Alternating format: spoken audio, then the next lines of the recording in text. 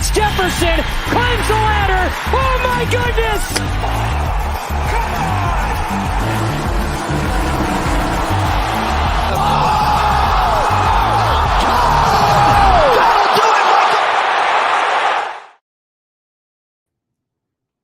What is up, Drew Bronies? JJ back here with Stevers from Run Pure Sports, talking a little DFS on this lovely Saturday evening. I guess that depends who you ask, right, in terms of lovely. Well, Stevers, we'll start with you. Has your Saturday been lovely, and do you think it'll stay that way if so?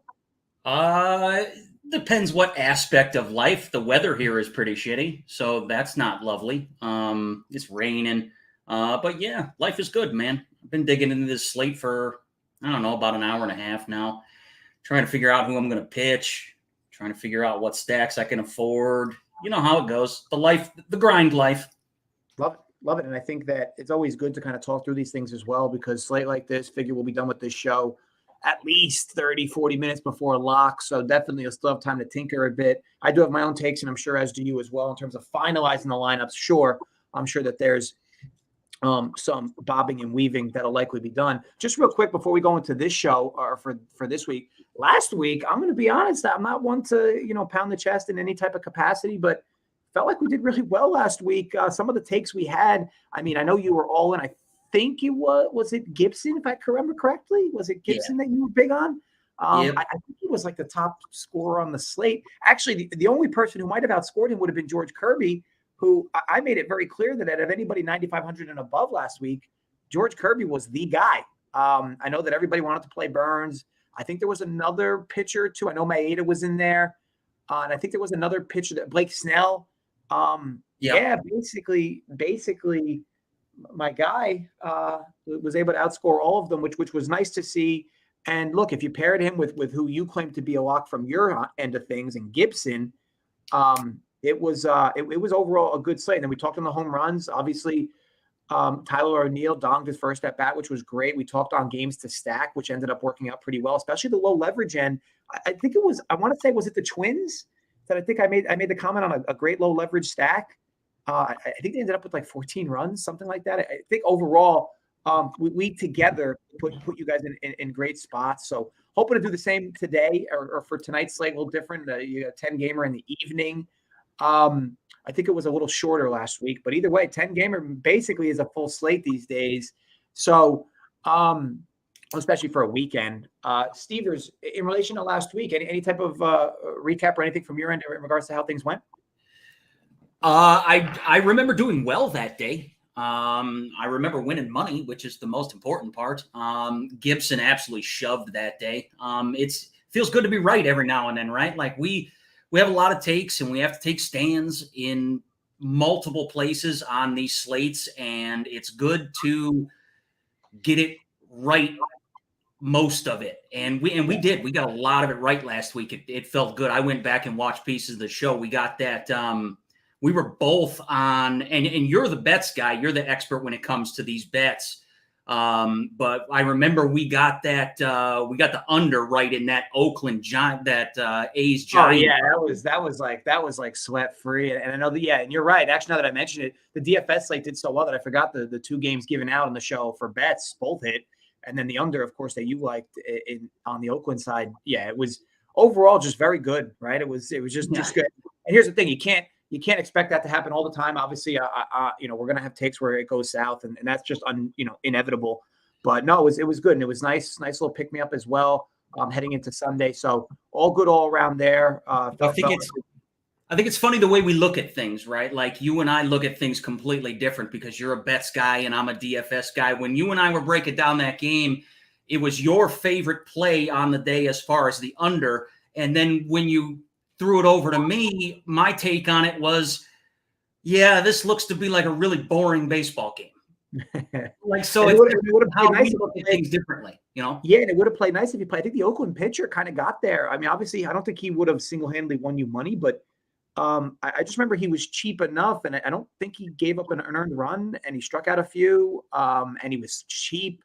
I don't remember the guy for Oakland. Maybe I'm not going to do it justice anyway. But either way, and I think it's good when you say that you didn't lose money, because like that, we never forget that.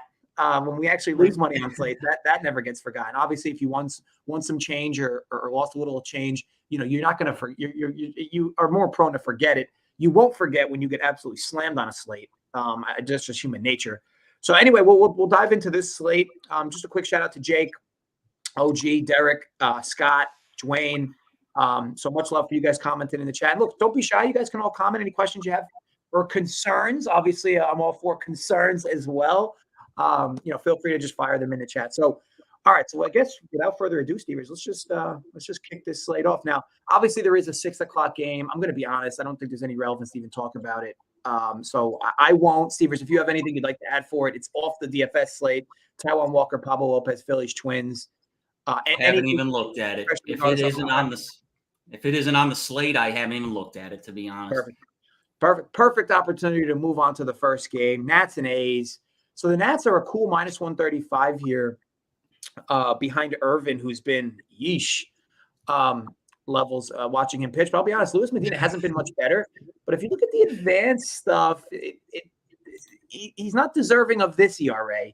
Now, you always take a total like this, 9.5, very warm in Washington. This is normally a spot where I'd like to fire on overs. It is a little concerning, though, when you collectively take these two lineups and you need 10 runs. I'm not saying it can't happen. It certainly could. The weather is going to favor it up for you here. So I'm interested in what maybe you might be doing with stacks-wise or bats in this game. Looks like the Nats have seen some steam. Some would argue as they should have. Because I think this opened in like the -120 neighborhood-ish, which is kind of crazy to believe considering, how bad the A's have been and they're on the road here. But overall, what's your take on this game? For me, I'll be honest, looks like pitchers are completely out of it. I think Irvin, I'm sure as I look at projections, I'm sure Irvin could be played today. Not somebody I'm intrigued by, but I'm interested in what you think on Irvin specifically and some of the bats in this game, Stevers. So just to clarify for everybody what I'm playing today, because everything that I'm looking at is based on what I'm playing. I'm playing a couple of single entries, the 25, the 12, the 5, the 3, and then I'm playing the $4.20 max. Jake Irvin will be in the pool for the 20 max. He's not going to be on my main team, but at 6,400 at home against a pretty bad Oakland A's team. I was looking at records today. We're at about 100 and everybody's played about 116, 117 games so far. The A's are 33 and 83. They're just so awful, and they have nothing to play for. That really they're going to have they're a young team, right? They're one of the youngest teams in the bigs, and that's the reason that they're going to stay out there competing. But as we go through this slate, I'm going to talk about a bunch of teams that have nothing to play for. And this is the time to start really piling up on those teams that have nothing to play for. I won't have any A's in this game. I will have some Washington. I will have some Jake Irvin in the player pool for the 20 max contest that I'm in. He has some strikeout upside. Sorry. He struck out 9 Giants about 4 weeks ago.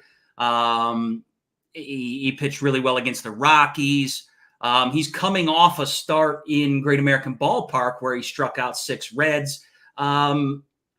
He could run into some walk issues, but I think he pounds the strike zone today against a bad A's team. So I'll have some of him in the pool, and then I'll have some Washington hitters as well. I'll have some exposure to some national hitters. They don't have Lane Thomas in the lineup today, which I wish they did, which is the best hitter in their lineup. But there's still some good price tags there, and I'll still have some exposure to them for sure. Yeah, I think obviously Thomas has been great. CJ Abrams at least still sits there at the top, and he's been phenomenal. You look at this A's lineup, it's like outside of Rooker, who did make the All-Star game. It's just hard to love anything about, either of these lineups in general, but the total's high. They're in a park that's very favorable for runs today with the warm weather. I think you got some wind blowing out the center as well. But yeah, I mean, are you really going to get there with some of the names on this list? But there are 2 below average pitchers. So, something we'll have to give. I do think if you want some type of cheaper stacks, I think you can get a little flirty with the Nats for sure. Maybe you want a one-off play 2 bats, like a mini stack on the A's to save some cost, because it's like the prices of some of these guys is pretty insane. I mean, Baudet for Oakland leading off is just 2,800. Somebody's got to get it, right? I mean, they are projected somebody. They are projected for 4.5 runs. So like it's not totally out of the woodwork or totally crazy to think, hey, look, you play a few guys from this game because it is one of the higher totals that we have on this slate. But I personally don't love anything on this game. I think you could grab a few different mini stacks for a cost savings on a stack, and Irvin's definitely playable. I'm just like at his ownership that I'm seeing looks like about 10%. Maybe a little more. I'm not personally in love with that number for a pitcher like him, but either way, definitely playable. So I don't blame you at all. Just a quick shout to the chat. Braves can do it again. We'll definitely get to the Braves for sure. Obviously, you got the GOAT pitcher there. How much fun was that, man? Did you watch that game? Oh, and I think they're still scoring runs. Man. 3 touchdowns worth of runs. I'm so jealous, man. They are so much fun to watch. Yeah, there's just no hole in that lineup day in and day out. Jake, 100% Woodruff, Kirby. So we'll talk on the pitching in general and punts as well. Dwayne, glad to see you. Well, I say glad because I'm not sure how it relates to you, but first 4 winners, 100 plus DK points. Likely means you're getting at least 3 of them in the optimal already right off the bat. So yeah, you'll kind of probably know early on, Dwayne, whether you're open or up for a lot of potential money to win tonight or not. What's up, Jacob? Why is Gonsolin chalk? So definitely talk on that, Dwayne. Don't worry. We'll definitely get to that game. Cheap and Colorado's horrendous. I mean, don't get me wrong. Like Gonsolin, of course, doesn't really strike out a lot of guys, but the matchup is like practically bulletproof. I don't love his price, but when we get to that game, we'll definitely dive in more there, Dwayne. All right. So next game up, Pirates Reds. An interesting matchup pitching wise for this park because you don't have a lot of guys with a lot of tread on the tires, if you will. Andre Jackson, younger guy on the Pittsburgh side of things. And then the Reds have just been interesting for quite a period of time where they just have not been hitting. And I think they ended up hitting. They ended up kind of coming out of a slump yesterday. Brandon Williamson's been okay for them this year. By no means has he been great. Probably been a little luckier than anything, especially with the dude's just always dealing with foot traffic issues. This game does make sense to pick up some bats here, Stevers. I can't get behind any of the pitchers, but we got some rain in the mix, and it's almost undoubted this game will be delayed at some points. So you kind of rule out the pitchers right away with that threat. Is it even worth doing the bats? It does look like this game will clean up around 10 p.m. How badly do they want to get this game in today if the rain does come? I'm not a weatherman. I can only look at precipitation. What are you doing with this game, Stevers, in terms of the weather? Anything here? I'm just full fading this game. I don't even want to mess with the weather. I just saw like 30 minutes ago that they have a tornado warning now. I don't want to have to pick out these guys in my lineup in a 7:05 game. I'm just staying away from this one. If the weather's going to be bad and the worst possible thing that can happen is that they get into a delay and then they play a little bit, they play an inning or two, and then they go into another delay and then it gets postponed. Like that'll just kill your lineup every time. Like you will make no money tonight if that scenario plays out. So on a 10-game slate, there's just other places I'd rather be. I just won't touch this game. Yeah, and I don't blame you. And I think for fall, like if you're doing single entry or you're doing cash type stuff, head to heads, 50-50s, double ups, to me, you can't play anything from this game. However, if you're in tournaments and if you're not only doing 3 entries or 20 maxes, if you're doing like 150s and certain things, and I'd even argue for 20 maxes, I think if your bankroll can afford it, I definitely think there's some value in overstacking this game. Only if you have all these entries up for grabs, because people are going to stay away from this game. And let's be honest, if weather was clear in this game, people would have bats in this game. So based on the weather report, the closer you get to 7, obviously use your best judgment, leverage, whatever weather tools you can. I'm not going to sit here and play overnight weather, man. This game certainly could get postponed. But if you leverage one of your 20 lineups and it's in your bankroll to afford it, and you just overstack the game, like I'm not telling you you're going to win money if you just play 2 guys from this game and they both hit for you. If people are going to fade this game because of the weather, the strategy has to be you throw one lineup in and you just overstack the game. And then if the game nukes, well, there you are, kind of sitting alone. So kind of alone, I guess. And if the game doesn't work out for you, well, it's very similar to the game being postponed anyway. And if the game, plays and doesn't work out or gets rained out, either way, just some food for thought. But if you're somebody playing less than 5 lineups, undoubted, just avoid this game. It could get there for you, but it's not worth the risk. If I was playing 150, I would have some of it for sure. Anybody out there that's watching that's playing 150 tonight, you should have some exposure to this game because people are going to shy away from it, just like I am.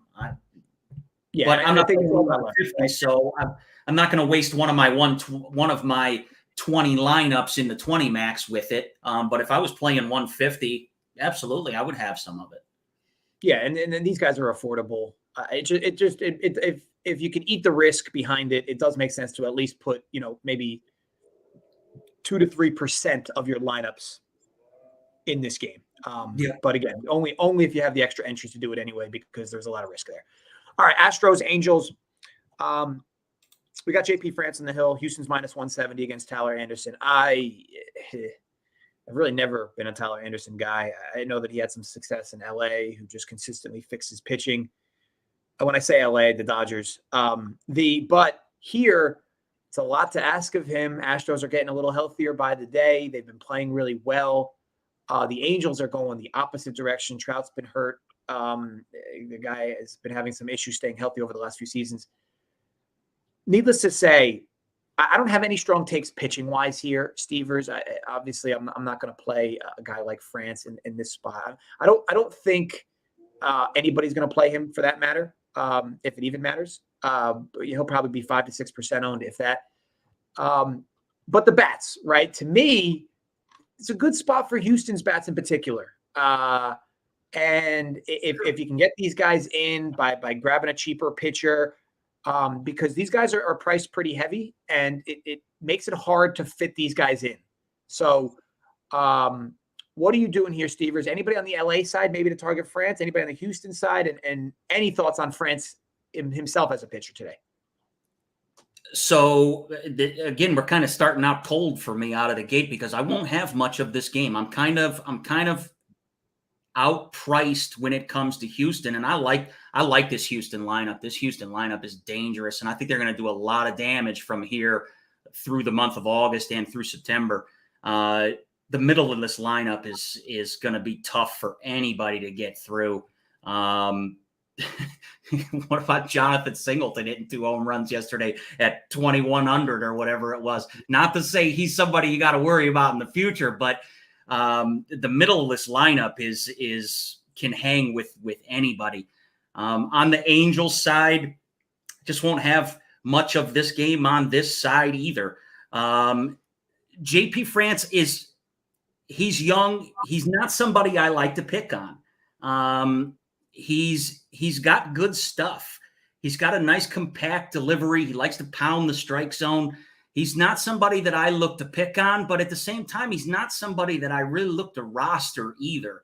I'm not crazy about the price tag. I think there are better options that can give you an equivalent or better game. We'll talk about some of those. So again, just a game I just won't have much of on either side, really. If I were going to spend down at pitching in my single entries, Houston would definitely be a place that I would be going. I think what they put up yesterday, I think it was 11 runs yesterday. I'm not sure. But they can pound the baseball with the best of them, no matter who's on the hill, really. I mean, they've got some quality bats in this lineup. Dangerous power. But again, I just not a lot for me in this game. Can't argue with anybody that's going to stack Houston, though. Can't argue that at all. Yeah, I think if you're going to play Houston, you need to punt pitching in some capacity, which we'll talk about some of those options. We already talked on the one from the Nats game. On the LA side, I will say if you're looking to just one-off punt a guy, Moustakas does make a ton of sense. Super cheap. He's hitting as good as he's hit all year. So if you do have 3,300 and you need to fill one more position, he makes sense, and he's not going to be crazy on today. So I think other than that, this Houston stack looks to be about sub 8 to 10% owned today. So again, you're not going to be totally different, but at the same time, this isn't a chalk stack either. And again, if you're playing Houston, you're stacking Houston, you're going to need a punt pitching in some capacity. It's one of my favorite stacks on the slate, JJ, no doubt. Houston is one of my favorite 5-man stacks on the slate. It's just I don't have the room for it in my single entry, but I'll have a ton of exposure to it in my 20 max. Well, we'll talk on a pitcher in a few games that I think might make that work for you, Stevers. Right. Okay. All right. So Mets Braves, the game 2 of the doubleheader. Obviously, you get Spencer Strider, the cat's meow of MLB DFS this year. Just one of the safer pitchers across the board, started and start out, which ironically enough goes to Pittsburgh last week, a team that's really been struggling to hit or earlier this week, and gives up 6 earned in 2 innings, right? So interesting. So there's, of course, the bounce back narrative, right? And here's the thing with this slate, like you're not paying up for Strider today. Like this is where Strider's been priced for months now. So you're going to look at some of these other pitchers. We're going to talk on Woodruff. We're going to talk on guys like Zach Gallen. These guys aren't priced in fun ranges. And George Kirby is also priced up, or not really priced up because he was this price last week, but he had a better matchup last week. So anyway, we'll talk on a bunch of these guys, but Strider in particular is just a tough guy to avoid tonight. I'm going to be honest. I think that you can fit him. We'll talk on some cheaper guys as we go down the board. I mentioned this last week, Stevers. It was basically the theme of the show that whoever you're paying for a pitcher today, as in last week, you're overpaying. They're just they overpriced every pitcher. So no matter what, it was basically the lesser of most evils.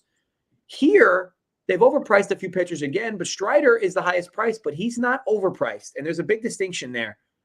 The matchup makes a lot of sense. I just want to pull up this Mets lineup because I know it just came out about a few minutes ago.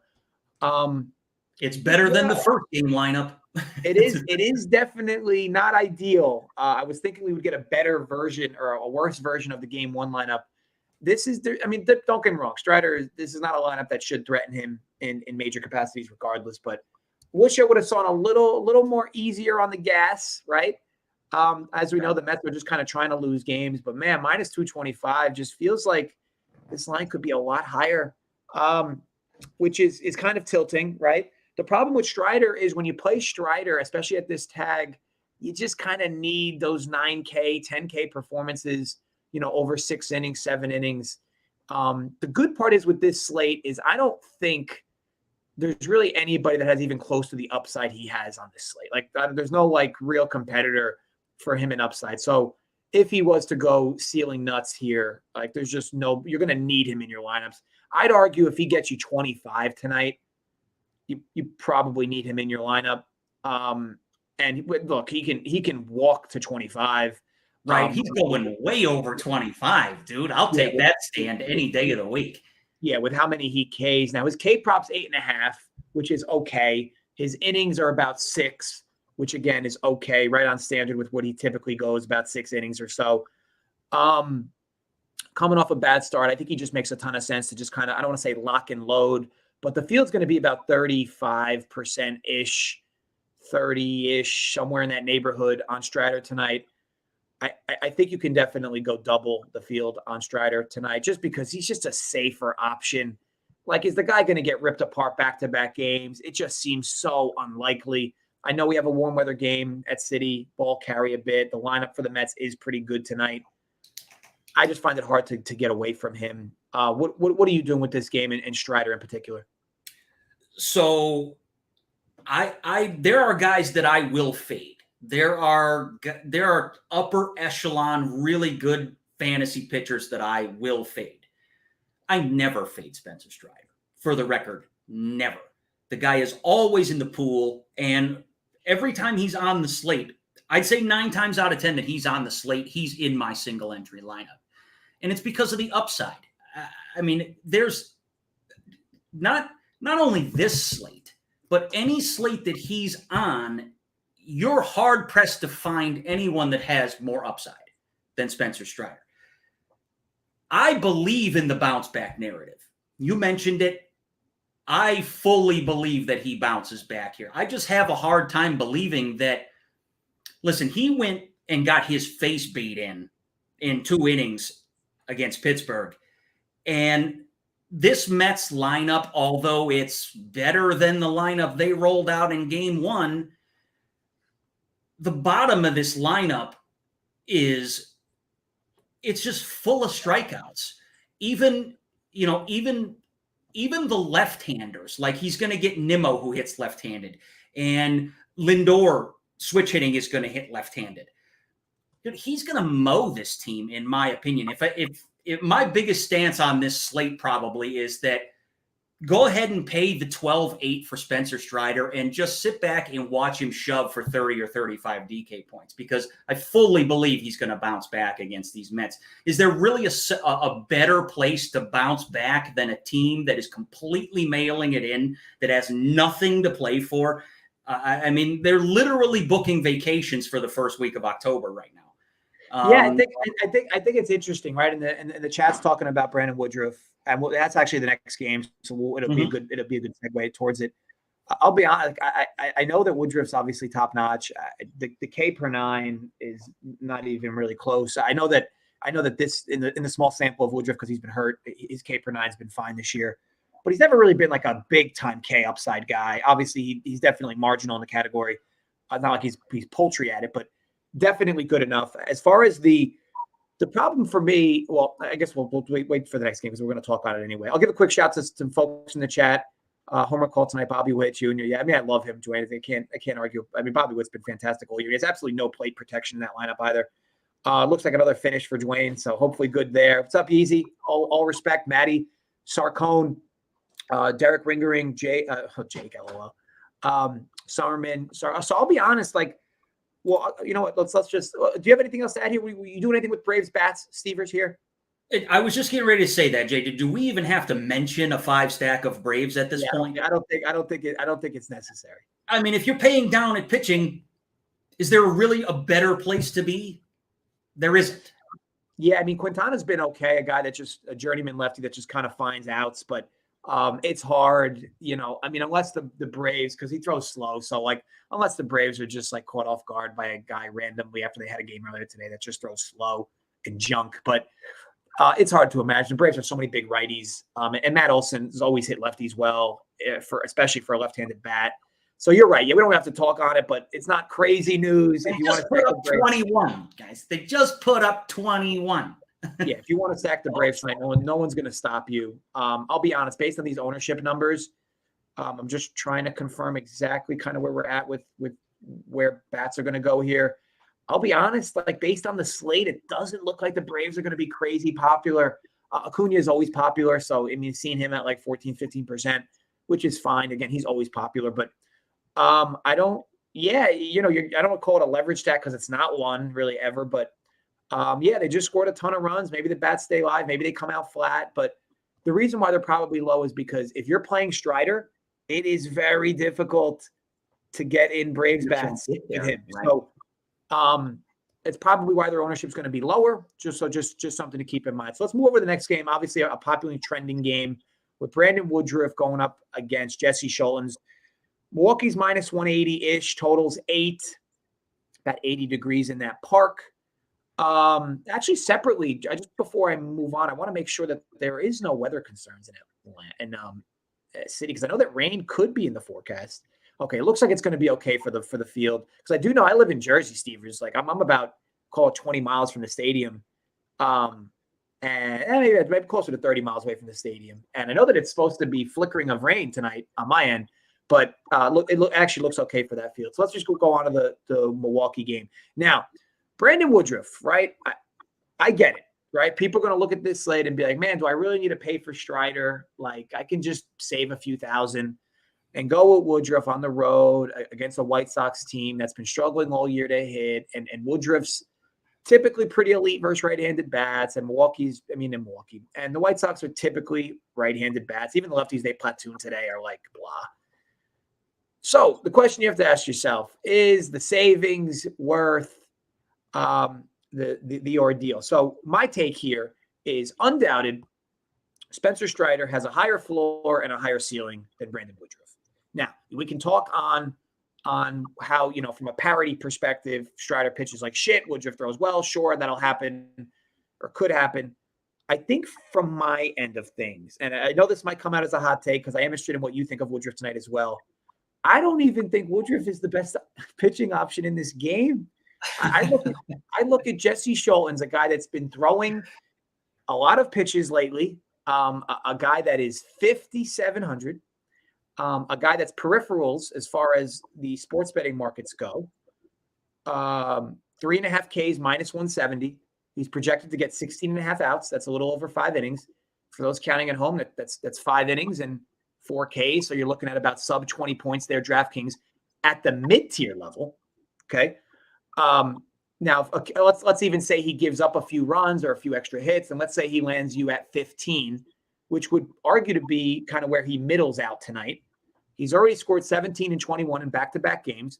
The matchup isn't terrible. It's not great, but it's certainly not terrible. Milwaukee has no problem K-ing against right-handed pitching. To me, best pitching option in this game, pound for pound, is Scholtens. And one of the best options on the slate is Scholtens. The question you have to ask yourself is, do you plan to stack heavy bats on this slate? Because if you do, Scholtens is your answer to get there. I know that some people might play Reagans or Regans, depending how you enjoy pronouncing it. And I know that he's put up some pretty marquee numbers his last 2 starts. I just, to me, instead of playing semi-chalk Cole Reagans, I'd rather play Jesse Scholtens, who nobody's going to play tonight. What says you, we'll get to that KC game, but what says you about this game with Woodruff, Scholtens, and maybe some bats on either side? So to touch on Brandon Woodruff, there's nothing not to like about the guy. He's absolutely got to be in the player pool. I have no problem with it being in your single entry lineups. But just to touch on a strategy that I've used for years now, I don't think that playing Brandon Woodruff instead of Spencer Strider is a good option if you're still trying to pay down at SP2. If you're playing Spencer Strider, at least this is just my opinion and my strategy. If I'm paying up for Spencer Strider, which I am, I will try and pair him with a lower price tag, like Scholtens or like Regans or Irvin, guys that we'll get to. But if you play Brandon Woodruff instead of Strider, pay up again at SP2. It's just a strategy I've used forever. If I'm going to play Brandon Woodruff instead of Strider, I'm going to pair him with George Kirby. I'm going to pair him with an upper echelon SP2 and try and marry the two together. The only time I go up, down, I would not go Woodruff and then SP2 paid down. I would do it with Strider, but I won't do it with Woodruff. Just my strategy, just throwing it out there. If I'm playing Brandon Woodruff in my single entry, I'm going to pair him with a really solid, reliable SP2. I'm not going to try to go downstairs to save and then get the bats I want. With that said, I'm going to play Brandon Woodruff today. I'm even considering double spending up with Strider and Woodruff on my single entry team. Probably not going to, because I can save a little bit of money by going down to Kirby as my SP2. I can save even a little bit more by going down to Andrew Heaney, who we'll get to. We'll talk about some bats here real quick. I like Milwaukee's side, obviously. The White Sox just have absolutely nothing to play for. Another team, just like the Mets, who are done. They're completely mailing it in. Tony La Russa in the dugout just looks like he just doesn't want to be there. They are just – now, guys have egos, and guys want to perform, and this is the time of the season where I want to look for younger players that are getting called up, that are trying to make it in the bigs, that are trying to make a name for themselves, or trying to lock down a position for themselves. But these veteran hitters for teams like the White Sox, I don't want to have anything to do with. I don't want to have anything to do with, especially today against a guy like Woodruff. I don't want to have anything to do with Tim Anderson or Yoan Moncada or, Eloy Jimenez. Luis Robert's always a nice play. I think he's, the guy just flat out rakes But I will play no White Sox today. I do have some interest in Milwaukee simply because you still got some really good price tags there. And you're actually kind of talking me out of Milwaukee maybe a little bit with as much as you like Sholins. I want to be clear. It's not that I love him. It's really just that like he doesn't have to do much at all to keep me live. I'm not expecting him to go 6 shutout and 8 Ks. He just doesn't have to do much. And then on the Woodruff end, I must admit, I for whatever reason, I know he's been hurt this year, but the Woodruff I remembered was like a 9.5 K per 9 guy. It looks like he's been hovering at 11 K per 9 now for a few seasons. So definitely K'ing more than even I expected. And maybe that's because I'm always entrapped in the Corbin Burns saga instead of Brent Woodruff with the Brewers. But I think that, to me, I want to be very clear. It's not like I wouldn't play Woodruff. I think Woodruff's fine. I think his ownership is going to be relatively low enough where he makes sense to play him. My thing is don't convince yourself, and I agree with you there, don't convince yourself to play him over Strider. Like, you should still have your Strider ownership. You can have some Woodruff, but you should have more Strider. And if you want to play them both together, you can, but woof, your lineup's going to be quite dusty. Not to say you can't make it work, but your lineup will get quite dusty.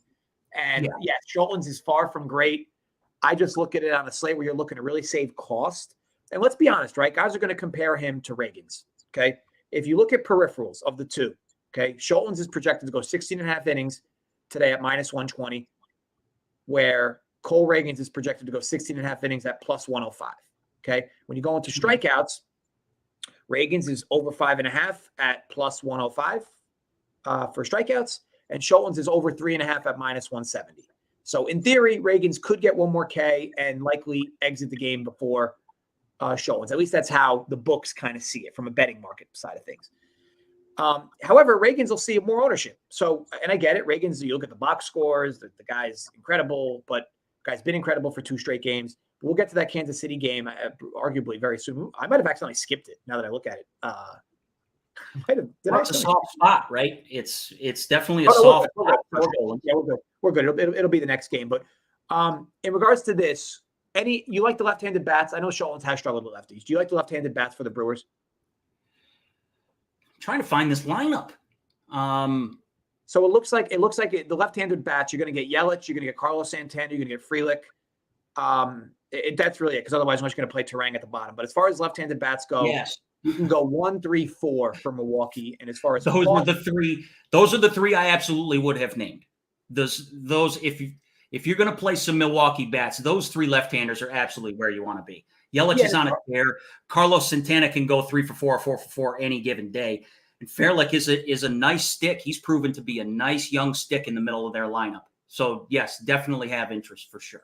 Yeah, and as far as like stacking that in that capacity goes, they're not crazy expensive. Yeah, you're going to pay up a little bit for Yelich, but outside of that, like, these guys are very cost effective, as our diplomatic folks like to call it. I think overall, there's lots to like in this game in general. Like I said, I like the cheap price pitcher. I'm definitely all for Brandon Woodruff rolling out into lineups.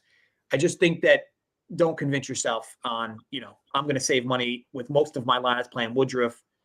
I wouldn't go with that logic. I would definitely play more Strider, like a lot more Strider. And Sholins is a guy. We'll mention a few of them. We'll mention another one in this next game. We already mentioned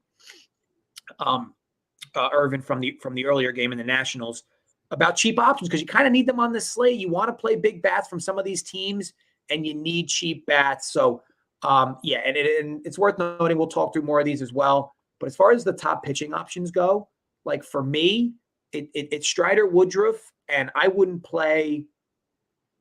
I'm just trying to see as far down as I would go. I wouldn't play anybody over 8K outside of them two. And we'll talk more on some of these guys as we get to them. But for me, this is like a stars scrubs build with pitchers. Play a stud, pair him with a punt pitcher, and then build the lineups the way you want to, instead of just really trying to ration yourself with money to fit in 2 studs on a slate like this. But obviously, in many ways to skin it. Let's slide over to the next game, Stevers. I feel that way. Sorry to interrupt you, JJ. No, you're good. I feel that way if you're going to play Strider. If you're going to play Strider, then pay down at SP2. But if you're not going to play Strider, I won't do it. I won't play Woodruff or Kirby and then go down to Regans or Sholins or Cole Irvin. That's not an approach that I've had much success with. If you're playing, you got to get your bats right. You got to get bats right? Because if you're doing that right, you have a decent amount of money on the table, and you got to get your heavy bats right. Whereas if you play Strider and him, you're really just hoping he doesn't kill your lineup. Like if you're playing Strider and say Sholins, you're really just hoping Sholins doesn't nuke your lineups. Like if he gets you 15 and you got the right bats around it, you're more than fine. More than fine. So if Sholins has reverse splits that are that deep, that is interesting. So Dan Charlin mentions you want righties look at his splits. And I know the sample size isn't great. I don't know the exacts in terms of what kind of comes out of his arm, but from how I usually see it, when right-handers struggle with right-handed arms, right-handed bats, they usually struggle with either their changeup or their slider in terms of a lot of hard contact off of it, because that's usually their giveaway pitch on their same side bats. But again, I don't know for sure. The sample size isn't huge on Sholins either. I'm not sure his AAA numbers, but Charlin, if he has a sample size where righties in particular are hitting them up, yeah, it's definitely something to consider. So folks that are going all in on lefties, maybe just digging a bit deeper in terms of his splits, assuming the sample size is at least large enough to warrant. All right, let's move over to Royals Cardinals. Cards are minus 150. Steven Matz, who's been chalk for the last few slates, looks like that chalk parade may slowly be coming to an end. As I look here, he's back down to 10%. He'll probably be around that, maybe a little less. Royals don't really strike out a ton. His price is moved up. He's now on the road. He's now in a very warm game in Kansas City. To me, unplayable. Want no part of Matz. Obviously, I was happy to jump on Matz a few times when he was kind of chalk. Don't really like him here. And as for Mr. Reagans, right? I'm seeing ownership on him that's not crazy, good or bad, I guess. It's what are we looking at? I see like 6 to 8% only. Yeah, it looks like 8%-ish. Those numbers might come up a little more as people really digest the slate, right? It's one thing to jump on a slate and then be like, oh yeah, I definitely want this pitcher, I want this. But the more you kind of digest the slate, and in this slate in particular, the more you kind of realize that you need money for bats on this slate. If you're talking the most upside, there's a lot of big bats in this slate. There's a lot of good stacks in this slate. And there's some premier pitching. So you're really going to want to have one of your premier pitchers, one of your punt pitchers, which gives you the flexibility to have some of the bats you really want versus a lineup that's just, dudes that you hate the look of the lineup, but it fits, and you get your pitchers in, but you got guys that lack upside in a tournament. But anyway, I digress in that regard. But Cole Reagans has been phenomenal, right? The problem here, this is why I don't like him as much as some of the other guys. You throw a lefty in a warm weather game at this Cardinals lineup. Now, yes, the Cardinals have underachieved all year long. There's no doubt about it. However, this cannot be fun for Reagans today, who gets to see Goldschmidt, Arenado, Contreras, Tyler O'Neill, who's hitting as good as he has all year. They just stacked righties against this kid. To me, I think I like the Cardinals stack tonight. I think you can get there. I think they're affordable enough. They're obviously always kind of priced high-ish, but I think you can definitely get there. Contreras at 3,500. I know he's been so blah all season long, and he comes off a good game yesterday, but I think he's a great spot. I think you just roll 2, 3, 4 out for St. Louis, assuming, of course, you're able to afford it. Maybe even stick in O'Neill. Maybe you do like a 3, 4, 6 kind of deal where you save a little money playing Tyler O'Neill and maybe leave your first base open. I just love the spot. I think it makes sense for the kid to see some stress today in warm weather Kansas City. So yeah, consider me somebody who's a big fan of the Cardinals end of things. And I know that, Reagans has looked decent enough and definitely coming off 2 huge starts. I think he comes back to earth today. I think you can mix and match and play him. Of course, he's a cheap option. He's worth playing. I'm just going to be underweight on the field there. And no Mats for me, but definitely mixing and matching right-handed bats for the Cardinals. I think it's an absolute nuke spot for the core part of this order. What says you, Stevers? You and I agree a lot and we disagree sometimes. And this is one where we're on complete opposite ends of the spectrum on this one, brother. Cole Reagans is the guy for me. He's the guy. He's going on my main team with Strider. Everything just looks good to me. It lines up for me. I think, first of all, I think he's mispriced at 5,500. I just think that's ridiculous for his K upside. Second, the ownership. It doesn't look like anybody's gonna have the guy. I'm seeing 6 to 8% ownership. We'll talk about Tony Gonsolin. A lot of people are going to play him. A lot of people are going to have some George Kirby. We'll get to that, but everything just lines up for this guy for me. The K upside is there. The walk rate is only 6%. The K prop is 5.5. We got a 5.5 K prop on a guy that costs 5,500. He's at home. It all lines up for me, JJ. I am not going to play any Cardinals. I'm all in on Cole Reagans. He will be, I'll be over the field everywhere. Let's just put it that way. He's going to be on every one of my single entry teams so I can fit the stacks I want and go from there. No Cardinals for me. You and I are on the opposite end of this one. Yeah, I think it's good, right? It's always good for the conversation. And yeah, sure, the kid has very high K upside at the AAA level this year. I know it was Kansas City, Texas. But he also walks a ton of dudes and has a bit of a home run problem as well. So throw him in a warm weather game against a team with a lot of girthy right-handed bats. Now, granted, I am surprised at his ownership. Isn't crazy because he does feel like a typical chalky guy that would get played. It does. So, but it doesn't. I mean, it looks like he's going to see definitely less than 10%, which is crazy when you think about it. A guy that's dropped a 32 and a 28 back-to-back starts. We know the guy's got good K stuff. He's obviously pitching confidently. So I'm not telling you to fade Reagans entirely. Like I'm not saying, look, don't play him at all. Definitely could be in the pool. Obviously, when you play him, don't play St. Louis bats there, obviously. But I just prefer Schultz over him myself. So definitely going to be more on Schultz than Reagans. But I think if the Cardinals get it, it's going to be off of Kansas City's bullpen.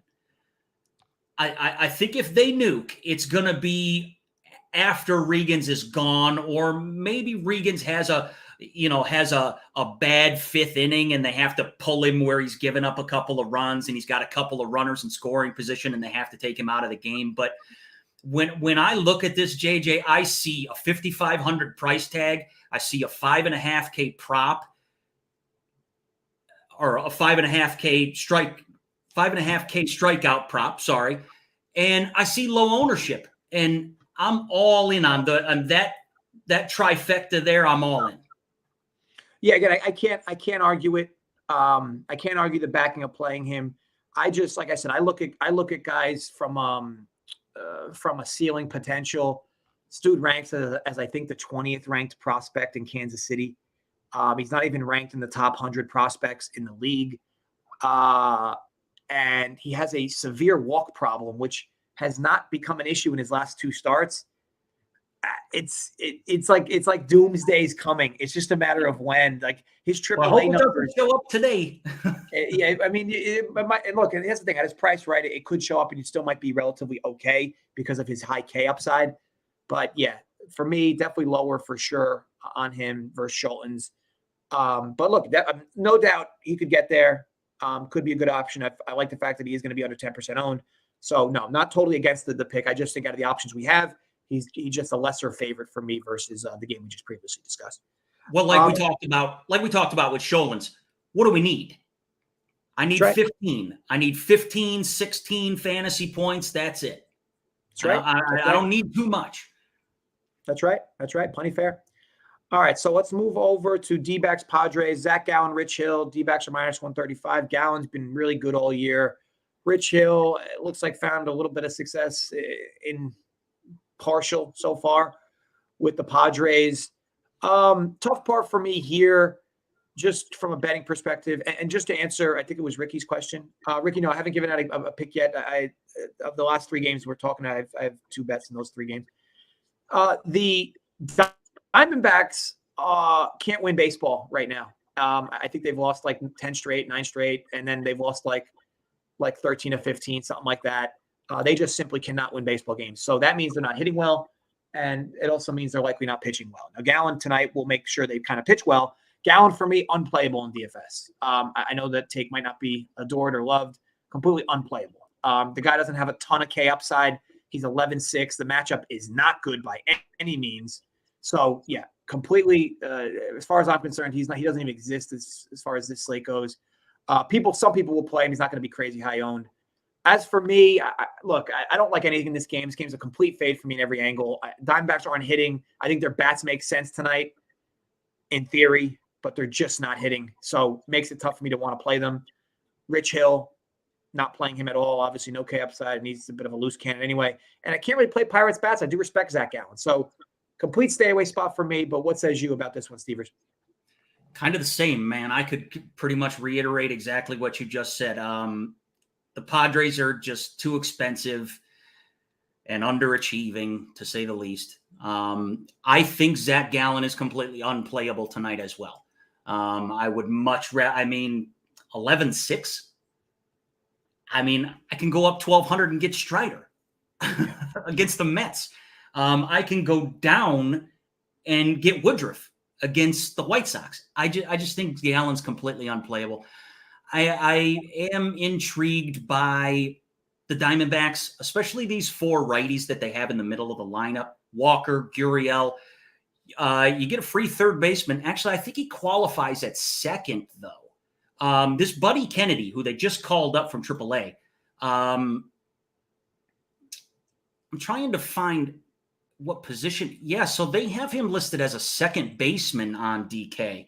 He's playing third tonight, but he only qualifies at second. Second base can be kind of a hard position. If it's not included in your 5 stack, second base can kind of be a rough position. Maybe you punt there tonight. Maybe you take a shot with a free second baseman. Those 4 right-handers in the middle of that lineup, I have some interest in, but not a game I'm going to get to a lot. Like I said, the Diamondbacks have been terrible. They've been so bad. It's tough, right? Yeah, you got 1, 2 at the top, both over 5K, so you can't really go there. You can play 3, 4, 5, but Tommy Pham is like blah. Yes, it's not like you love it. It's not like you love it. You can get there, sure, but it's hard to kind of love it, right? So let's move on to the next game. I think that obviously you could do some pivots there. Ownership's not going to be crazy in that game at all, so but stay away from me. Giants Rangers. So I do have a bet here. I did bet the Giants first 5. I bet them on the money line, and I laid the first. I laid a half run first 5 behind Alex Cobb. Now, Alex Cobb to me is in a decent spot to throw okay today. I hate that his price is 8,900. That's why when you might have heard me say before, not playing any guys over 8K other than the 2 names I mentioned. Alex Cobb is not on the list. I don't understand the DraftKings algorithm here for why he would randomly be 8,900 in this spot. He was at Oakland in 8,200 and he got mauled. He was at home against Arizona, who's not hitting 8,200 and got semi-mauled. I guess it's a quality start if you count that, but he didn't strike anybody out either. Gets Oakland. He's 7,600 at home. He's now at home against Texas, who's been one of the best hitting teams this year. Now, granted, they're dealing with a degraded lineup these days. I just don't understand why he's 8,900. Like, if he's 8,000, if he's 7,800 in this spot, he's very playable for me. At 89, not really. But I do think he throws well today. He's in a good spot to throw well. And I know Heaney's kind of found himself the last few starts. It just feels like now's a good time to fade him. I think you're getting a good price. You're telling me I can get the Giants at a near pick'em against a Rangers lineup that's semi-depleted. It's not. I don't think it's out yet. The Rangers lineup? No, it's not out yet. And what I do like about the Giants is that when they face a lefty, at least they put a lineup out that can hit lefties. I mean, they have righties with pop. So overall, I like the Giants first five. The reason I didn't go full game, I don't really trust the pen here by any means. I know San Fran's pen's been, I guess, okay, but I prefer the first five. Yesterday saw some interesting pen options for both teams get out there. So either way, I did back that. I do think San Francisco's bats are super sneaky tonight. And to me, they're, I like to give a leverage stack where, we kind of say, what's a group of folks that's going to be unowned where you can jump aboard. San Francisco for me is that you're talking Austin Slater, 3,100. You go right to 2 in Estrada for 46. And you can even pair it with Flores, Bailey. Like you can play 1, 2, 3, 4 and easily afford it. Easily. I love this as a low leverage own stack. I'm not saying they're going to maul Heaney tonight. I don't think that's going to happen, but I think for the price you're paying for these dudes in this matchup, I think it makes a lot of sense. So yeah, I like the Giants bats. I bet the first five. Anything you like on this game, Stevers? Saber has been force feeding me Giants all day, and I hate it. Just not to cut you off, Stevers. Oh, apologies for cutting you off. They are right. The lineup did come out. I refreshed my page as well. The Rangers lineup is out. I don't know. Like I don't know how you can love it. I mean, Seager's back, which is great, but it looks like they're just dealing with a little bit of a mini black hole towards the middle back of that lineup. Garver's been okay, but far from great. But anyway, back to the Giants bats on my end. But Stevers, just letting you know, the Rangers lineup is out. Yeah, I'm just looking at it now. I'm kind of outpriced. Like there's some really big price tags in that lineup at some positions that I'm going to need to save some money somewhere. But anyway, I was talking about the Giants lineup, and Saber's been force feeding me Giants all day, and I got to be honest, I just hate it. They're so much better than they've been playing, though. That's the one thing I will say about them. I always talk about the eye test, and I always talk about I'm more of a guy that plays by feel when I get to lay eyes on you than somebody that relies solely on the numbers. Now, I love the numbers, and I use them just like everybody else. But the Giants are so much better than they've been playing. I mean, in the month of August, they've played 9 games. They're hitting a cool 200 as a team. They have 5 home runs in the last 9 games. It's not good what's going on in San Francisco right now.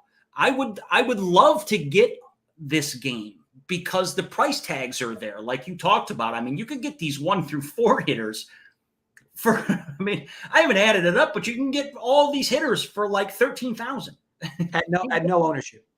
Yeah, at no ownership. So yeah, I think it's a very good leverage spot. I don't want to do it. Like I said, Saber's been feeding it to me all day. And I would rather try and find a 5 stack. They'll be in the player pool for my 20 max. Don't get me wrong. I will have a lot of these sticks in that player pool, and I'll let Saber do its thing once I put my projections in there. But there are other stacks that I would rather play other than the Giants. I'm completely on board with you with Alex Cobb. If he were a lesser price tag, I would consider it, but I think 8,900 is just ridiculous. I have a lot of interest in Andrew Heaney today.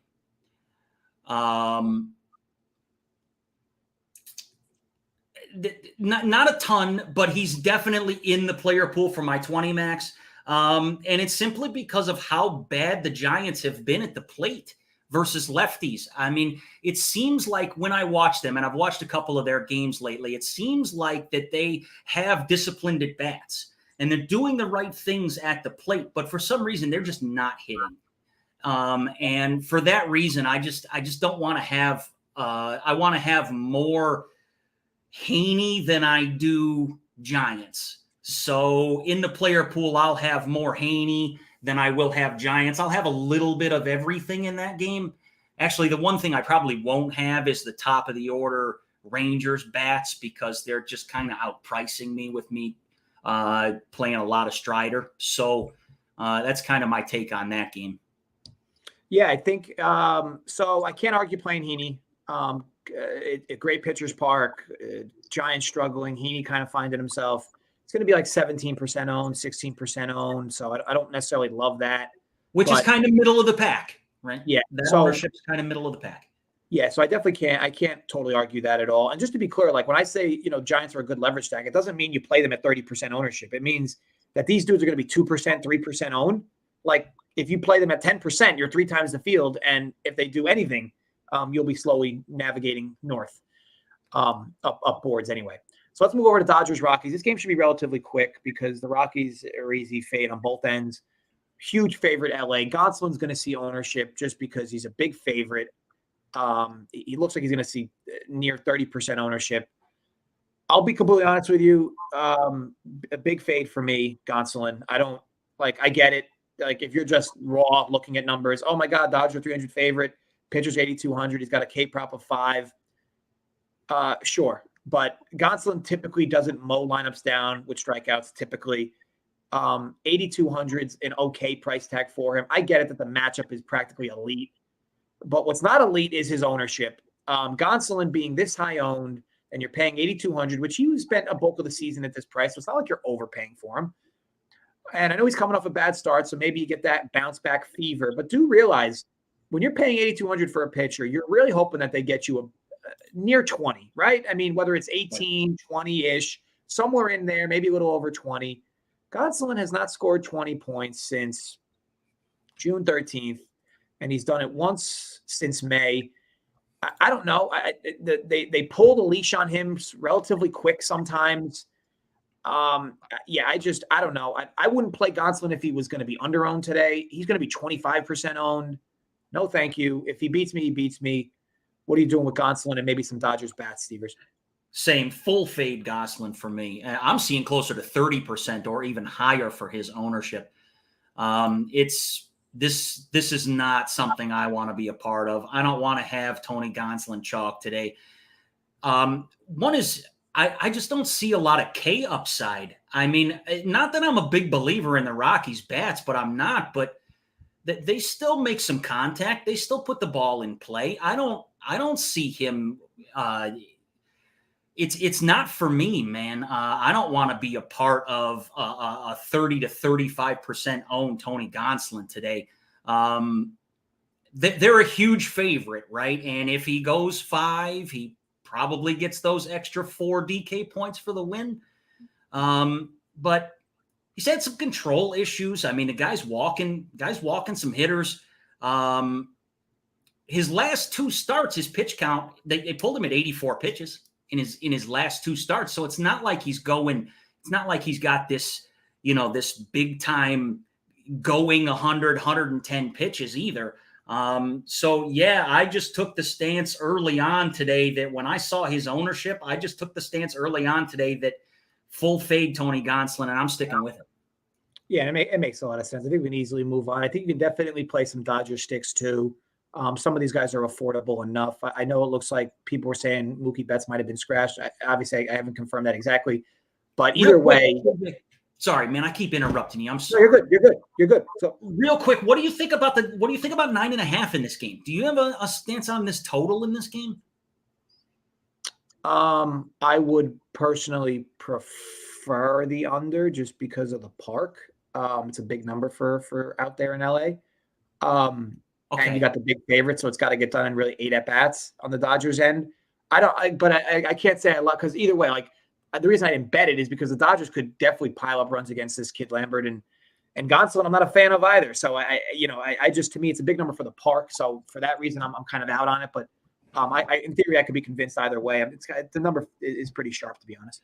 That's what I was thinking. I just wanted your take on that because I'm not high on Gonsolin, and the Dodgers are going to beat Lambert up, I think. So I was just curious if you thought that this game was going over, or if you had a stance on it or not. So number feels pretty sharp. So kind of an easy stay away there. And to answer your question, Bruce, that was my first bet from before. Guys, hit the like button. Got one more game left, and then we'll get you guys out of here. So in regards to that last game, we got Seattle, Baltimore. Seattle's a kind of a mini favorite here. It looks like, sub whatever it is, minus 140 or minus 130-ish. Cole Irvin, George Kirby. I mentioned last week George Kirby was my favorite pitcher on the slate for the price. That is not the case tonight. Easy fade for me. Don't want any part of him. Definitely don't want no part of Irvin. As far as sticks, I can't like any sticks here because I did bet the under in this game. Under 8 runs. I got that minus 112. I don't know. Do I have what it is now? But I did bet this under 8. I love the pens from both teams. I love the fact that yesterday the game got inflated late with bullpen arms. It didn't matter. So yeah, I do like. I did bet the under here in this game, so I like that. I think that you would think, oh, you bet the under, you probably like the pitchers. I mean, I think they're okay. The reason I don't like them per se is because of the price. I think Kirby's in a tough spot for the matchup. And on the other end, it's hard to really get behind, Cole Irvin in any regard. He's been woeful all year. I don't know. No one's going to play this dude anyway, so it doesn't really matter. And he's kind of like he's a bullpen guy. I just don't understand why DK's pricing him at $6K anyway. He's clearly throwing one inning a start. And he'll be replaced obviously after the first or second inning. Either way, I do like the fact that they'll be platooning guys throughout on the Baltimore end, and I think Kirby pitches well enough. I don't like the 10K number though, price wise. And I don't like any bats. So to me, it's a complete fade. I tried to give you a little extra perspective, but complete fade for me. What are you doing here, Stevers? I'm so happy to hear you say that you like the under in this game because it reinforces what I've been thinking all day long. So last week, this game is just a full fade for me. I'm not playing. I'll have some George Kirby in my 20 max, but full fade this game. So last week, I said on the show about that Oakland-San Francisco game that this is just going to be a boring baseball game. Here's your boring baseball game tonight, folks. I think that this is going to be a terrible baseball game to watch. I think that this game is going under. I'm not a bets guy, so I don't know much about the pricing and the line and all of that, but I watch a lot of baseball games, and this is going to be a boring one, folks. There's a showdown for this game tonight, and the winner in the showdown might score 60 points. This is going to be a terrible, terrible baseball game, in my opinion. I think this game could be 3-1, 2-1. So I'm so happy to see that you like the under on this game because like I said, it reinforces everything I've thought about this game since the moment I saw it. No late night hammer tonight, folks, from this game. If you get the late night hammer, it'll be the Dodgers. It will not be this one. Yeah, interesting, right? And I'm glad that we agree on the last game, last but not least, if you will. Obviously, we already ran over an hour. Hopefully, we gave you guys a lot of decent content there. As far as home run shouts, anybody in particular you like, I'm going to tell you this at the cheap price. I do like Moustakas tonight to Dong. I think that the matchup's not crazy great, but his price is crazy good. And he's been seeing the ball really well. I think he's got doubles in back-to-back games. He had a homer before that. He's just been really seeing the ball well and hitting it hard at least once or twice a game. So, yeah, hoping that one of those shots goes over the fence. From a home run drop perspective, Stevers, who you want to give out? I'm going to go with some lefty-on-lefty crime today. Give me Yordan Alvarez. Like it. I think he hit the bomb today, and I don't think he'll be played much because it is a lefty-lefty matchup. So. Yeah, and he's going to be lower on than he usually would be because of that as well. So, obviously, yeah, consider me a fan. So, with that said, folks, thank you, everybody, for watching. Thank you for tuning in. Hope you guys found it informative. Of course, like the video. It's not that hard. We always appreciate that as well. And look, head over to runpuresports.com, promo code NFL23 to get 23% off any and all lifetime packages. Kind of grandfather you in that way. We got NFL starting soon, so that discount will not last forever. So, look, with all that said, I will be back tomorrow talking a little baseball, a little NASCAR. Until then, gamble responsibly, stay safe. As always, run pure.